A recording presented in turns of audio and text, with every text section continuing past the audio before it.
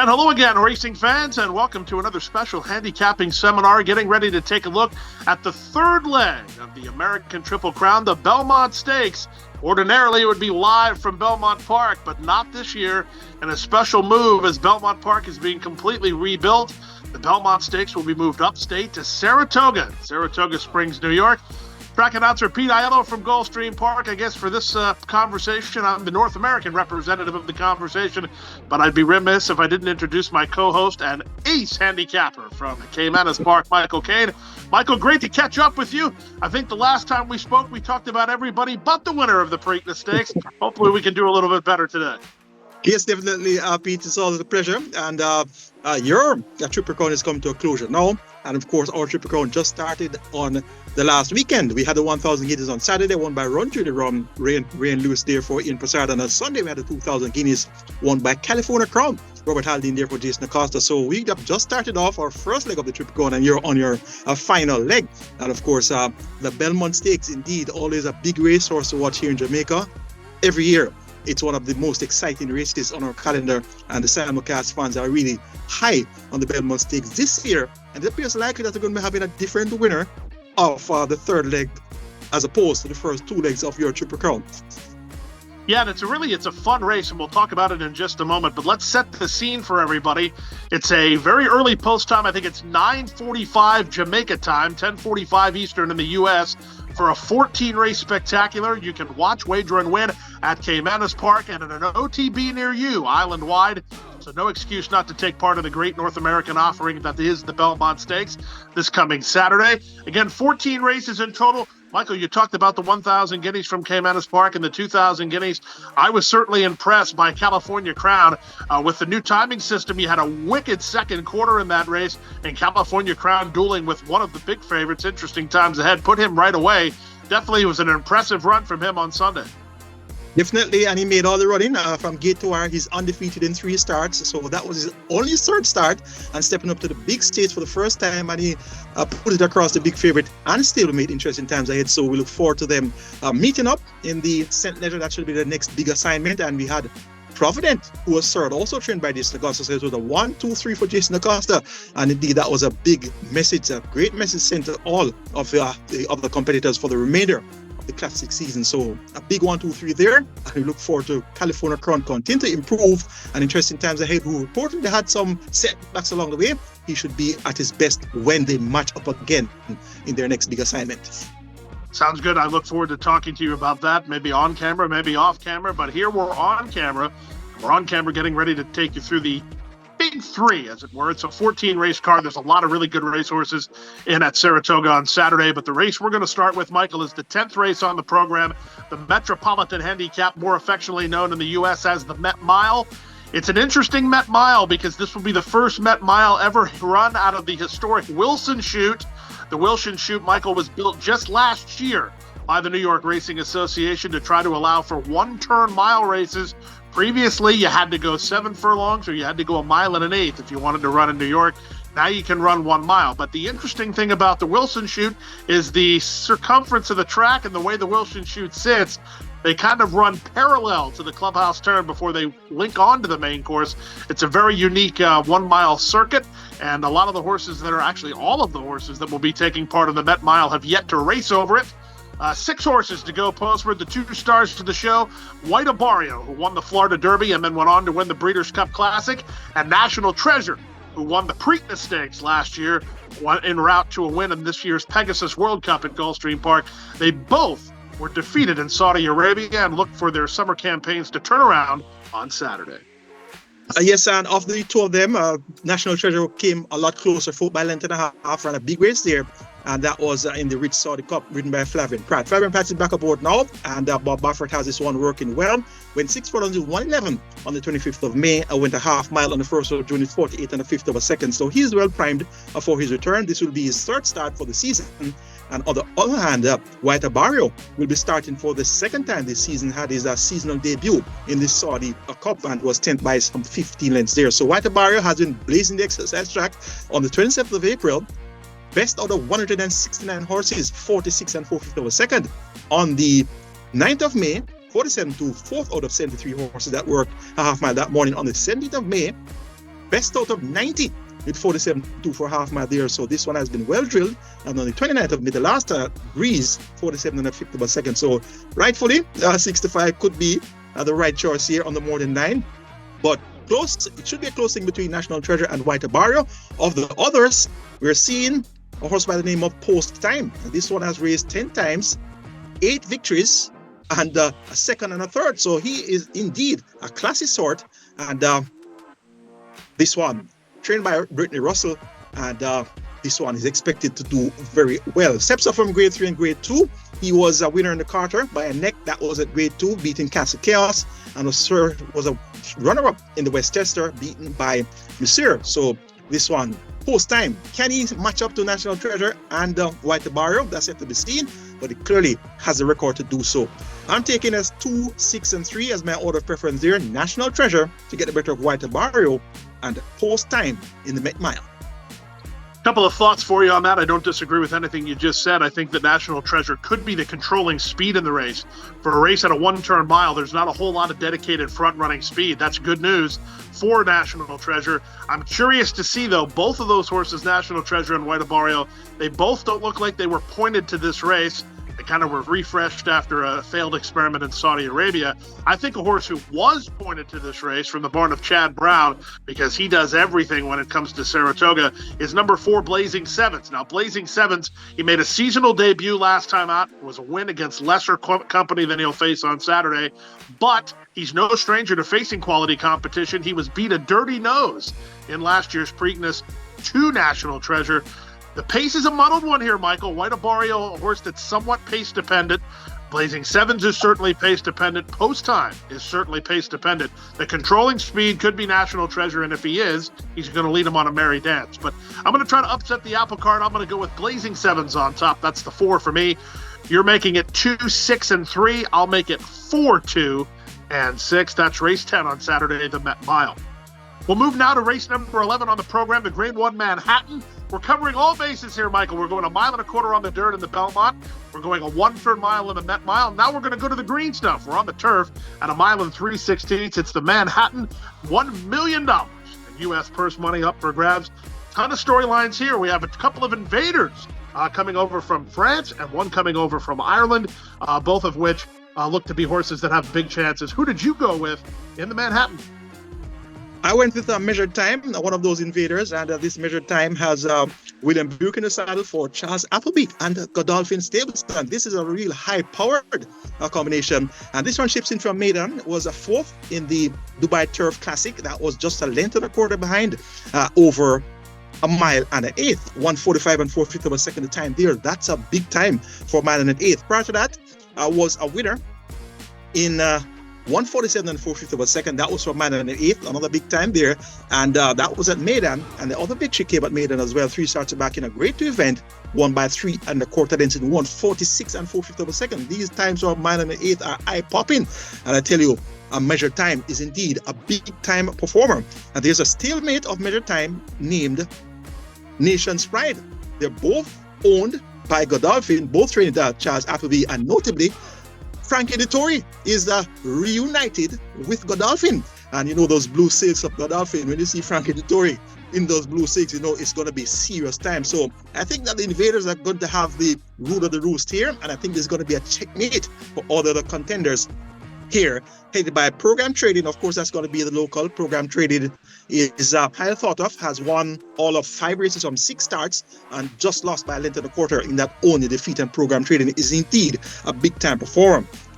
Flavin Pratt, rides Chad Brown, and this one owned by Claridge Stables. Of course, they're going to be the home team, but I suspect that the home team are going to be finding it very hard to beat the visitors.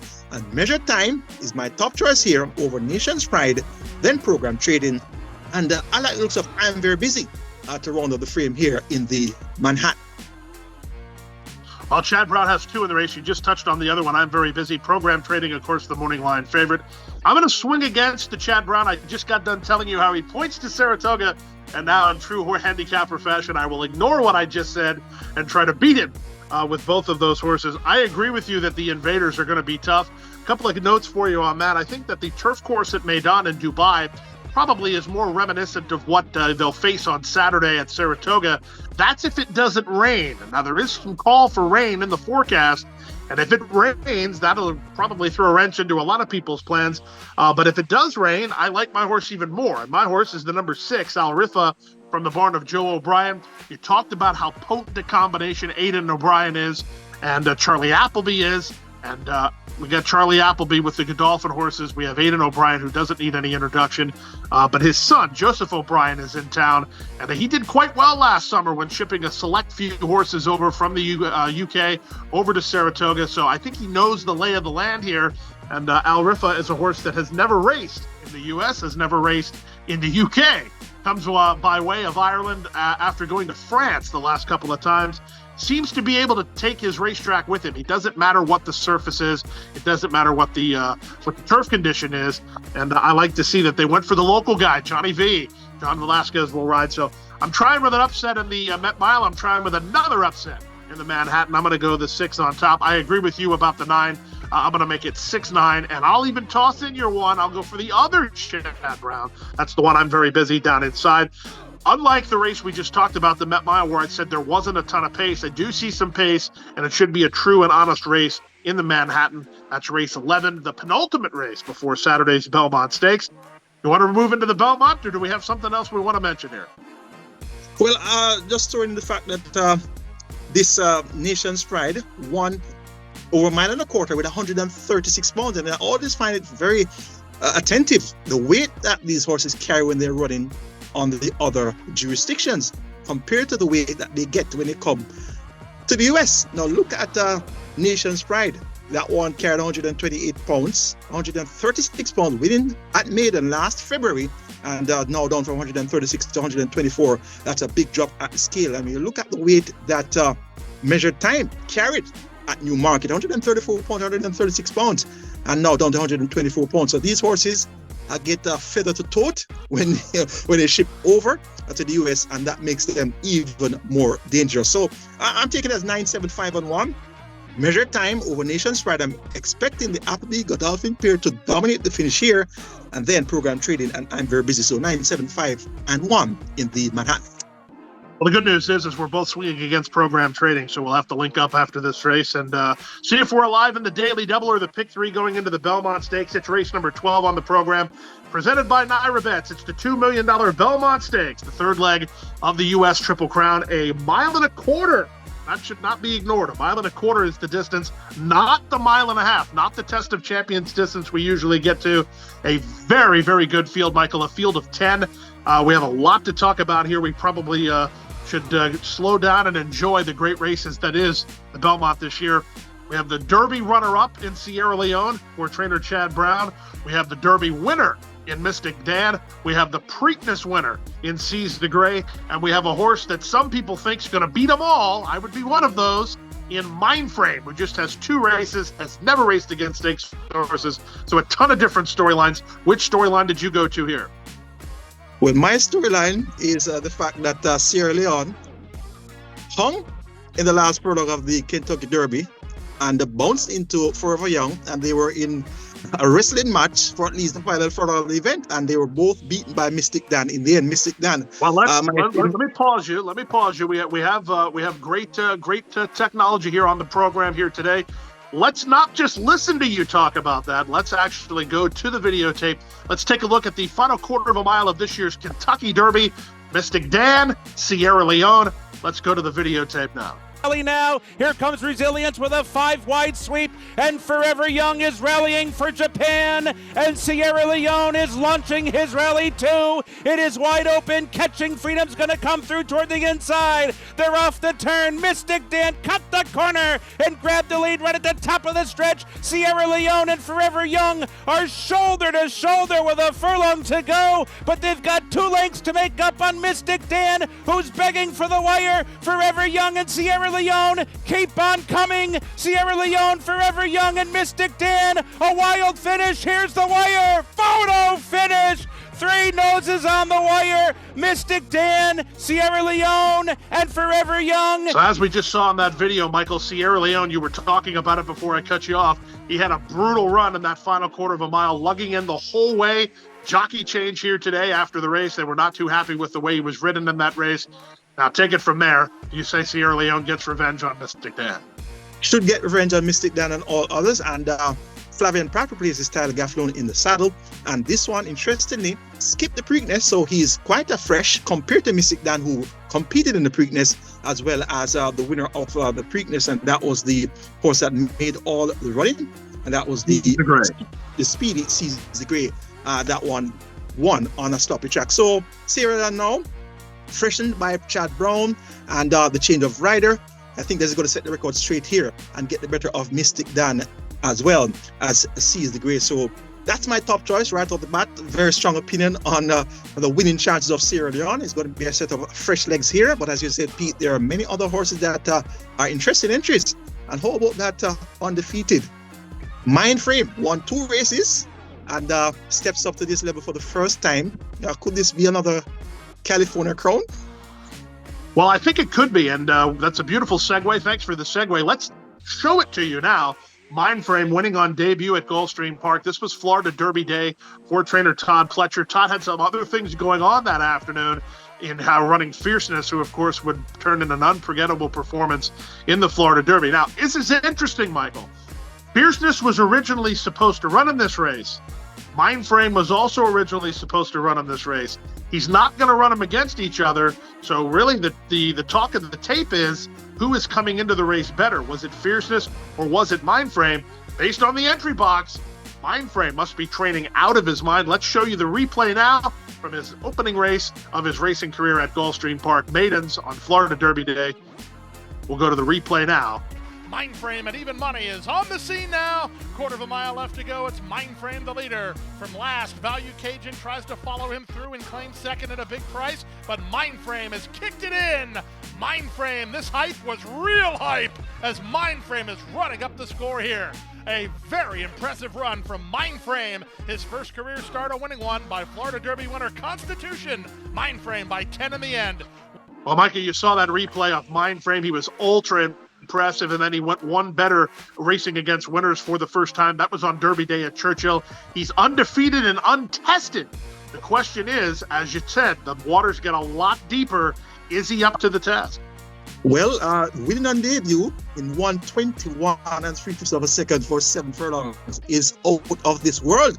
And look at the splits: 21-4, 44-2, 109 and 1/5 of a second, and winning by 13 3/4 lengths. And as I said, when he stepped up to a higher company next in town, he won again, won by 7.5 lengths that time, and on a stoppage track 143, and that's 143 flat for -16. So Mindframe, he can be anything, and when a thoroughbred is undefeated, anything can be expected of them. As I said, with California Crown being undefeated and stepping up to the 2,000 Guinness and winning, this Mindframe could very well be something of that nature as well, undefeated. But it won't be a simple task to get the better of the Preakness winner and the Kentucky Derby winner, as well as the Kentucky Derby runner-up. So he'll have to be something really special to beat them, Pete.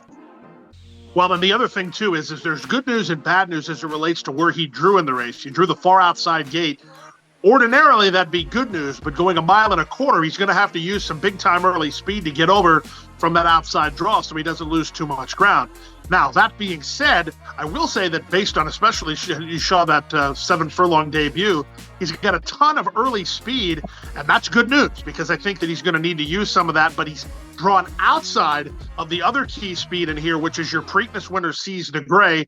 Seize the Grey, like I said, the last time the viewers saw us, we talked about everybody in the race in the Preakness except for Seize the Grey. We were both on the other Wayne Lucas trainee, but the videotape tells a different story. Let's show you now a replay 3 weeks ago from Baltimore. It's the 2023 Preakness Stakes. Seize the Grey in front all the way. Will run at the 360s, but still in front of Seize the Grey. Seize the Grey and Jaime Torres in front. Mystic Dan, Brian Hernandez Jr. catching Freedom on the outside with a late bid. It's Seize the Grey in front by 2, shifting out a little bit under left-handed pressure as they're close to home in the Preakness. Seize the Grey. Oh, Jaime Torres seized the day to win the 149th running in the Preakness with Mystic Danner catching freedom, and then it was Tuscan. So that was a look at the Preakness Stakes of 2023. Michael sees the Grey. He turned away all challenges, including the challenge of Mystic Dan. And this is something storyline-wise that I find very, very interesting. You talked about how Sierra Leone's the fresh horse because he took the Preakness off after running in the Derby to get that extra time off. What we haven't seen a lot of in North America, at least not lately, is horses dancing all three dances of the Triple Crown Series. Mystic Dan's going to do that. He won the Derby, he ran back in the Preakness, and Ken McPeak says he's doing so well that he's going to run back in the Belmont. But something to consider, Seize the Grey, he won on Derby Day. He won the Pat Day Mile, ran back 2 weeks later in the Preakness, and is now back 3 weeks later in the Belmont. So while he didn't run in the Derby, he still actually ran a Triple Crown of his own. Yes, very, very great point there, Pete. And this one got a muddy track on Preakness Day. And you know the saying, Greys run better in the mud. Well, it has proven over and over and over again. So if it rains, you could very well see Seize the Grey trying to make all the running again. And he has something going for him here, the one draw, and he has a speed. And he should be able to clear off on the inside, but he's going to get that challenge from the undefeated Mindframe or from the wide post. But certainly, though, he should be right there to try and capture the final jewel of the Triple Crown. Well, those are the top key contenders. We talked about Mindframe. We talked about Sierra Leone, your top play. We talked about the Preakness winner in Mystic Grey. The horse we probably didn't give enough airtime to, so we should talk about him before we let everybody go for the afternoon, is your Kentucky Derby winner, Mystic Dan. I mean, you got to give him credit, right? I mean, he fought the good fight in the Derby off a great trip, and then he ran well in the Preakness, and he's right back in the Belmont. Really, would he be running in this race if he wasn't doing well? Well, he must be doing well, and even if he doesn't win, he'll be a high achiever, winning the Kentucky Derby, finishing second in the Preakness, and the way he has run, he should be no worse than third here. And the thing is, what he has going for him is the fact that the distance of this Belmont Stakes this year is the same distance as the Kentucky Derby. So he's back at 10 furlongs now. He held on by a nose. He really made a very sharp rail skimming run when going through there on the inside in the Kentucky Derby. If he can get a similar run, he should definitely fight out the finish here. And his jockey, Hernandez, knows him well. He has been aboard on at least 7 occasions so far. So Mystic Dan, as I said, due the word of respect, he's a Kentucky Derby winner, run up in the Preakness, and we definitely respect his chances here. So who do you have top 4? Sierra Leone on top, and then where are you going? I'm going Sierra Leone on top. That's number 9. Number 3, Mystic Dan for second, and my outsider. How could I forget my outsider in the party? Dornoch, number 6. This one has the distinction of beating Sierra Leone. Beat Sierra Leone by a nose in Remsen on the 2nd of December last year. And he has been well beaten since, 4th in the Bluegrass, beaten by Sierra Leone again. And he was out of it totally in the Kentucky Derby, beaten by Mystic Dan, Sierra Leone and all. 10 by 18 lengths there, no show in the Kentucky Derby. Louis Saez, very aggressive rider, and he rides here for Danny Gargan. If there's going to be an upset for the exotics, such as your exactas and trifectas, Dornoch, number 6, is going to be my outsider play there. So 9, 3, 6, and 1. That's where I'm taking it in the Belmont. And that's Sierra Leone to get the better of Mystic Dan, Dornoch, and Seize the Grey. Sounds good. I'm going to go outside. I'm going to use Mindframe on top. I'm with you on Sierra Leone. He has done absolutely nothing wrong. If you go back and you watch that Remsen Stakes, I'll get a little post-traumatic stress from that effort because Sierra Leone was so much the best that day. He lugged in that afternoon, and the Remsen is a 2-year-old, so he hasn't got over that. We need him to get over that and run straight and true. So I'll go at 10, 9, and then my upset horse is Honor Marie. Honor Marie did okay in the Kentucky Derby. Didn't do great, but did okay. I'm also expecting it to rain, so I think that's going to change the complexion of the race to a certain degree. Ran 3rd in the Louisiana Derby, so Honor Marie, on his best stuff, he can compete with these. And then, of course, the Derby winner, Mystic Dan. 10 horses going postman at 1.25 miles for $2 million. It's the final leg of the North American Triple Crown. It's the Belmont Stakes. Michael, always great to catch up with you. Hopefully we can have a winner. And the next time we come on this program, we can talk about all the money we made on this handicapping show. Definitely, the pleasure is all mine, Pete, and I have a strong feeling that we're going to be in the winnings this time. That sounds good. Well, for everybody here, we certainly hope you can come out and enjoy the third leg of the Triple Crown from the United States. It's the Belmont Stakes. Again, you can watch, wager, and win on all the action from Belmont, not only on Saturday, but all week long at Caymanas Park or at OTB near you. 9:45 a.m., the local start time for a 14-race spectacular. On behalf of Michael Cain, Supreme Ventures, and racing from Caymanas Park, this is track announcer Pete Aiello from Gulfstream Park. It's been my pleasure to join you here today. We hope you have great luck in the Belmont Stakes and have a great afternoon.